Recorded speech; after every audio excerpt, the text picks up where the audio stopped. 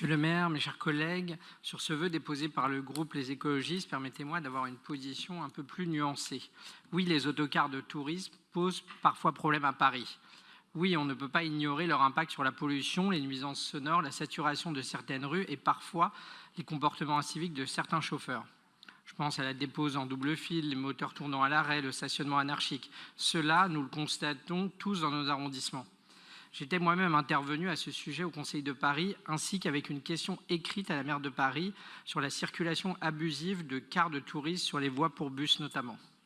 Mais une fois cela dit, ce n'est pas avec une approche uniquement dogmatique qu'on réglera le sujet.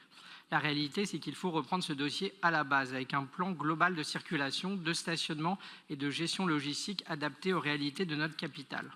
Paris est la première destination mondiale touristique. Nous devons avoir impérativement un plan d'ensemble pour mieux organiser les mobilités.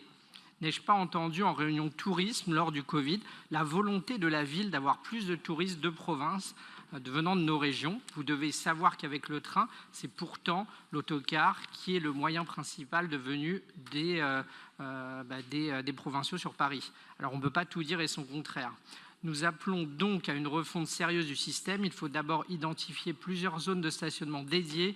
Il y a les parkings vides déjà, des souterrains sous-utilisés. Je pense par exemple à celui des Tuileries, mais il y en a d'autres qui pourraient être mobilisés intelligemment. Il faut aussi créer un système de navettes pour permettre aux touristes d'accéder aux grands sites depuis ces parkings sans embouteiller le centre. Et surtout interdire durablement la circulation continue de ces autocars sur les voies de bus.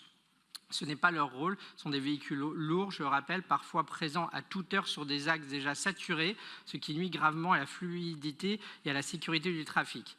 Nous partageons donc une partie seulement de vos constats de ce vœu, mais nous regrettons le manque de vision d'ensemble. Ce texte agit par petits morceaux, comme bien souvent à la ville de Paris, par mesures isolées, sans penser logistique, mobilité, attractivité, efficacité. C'est pourquoi nous nous abstiendrons. Je vous remercie.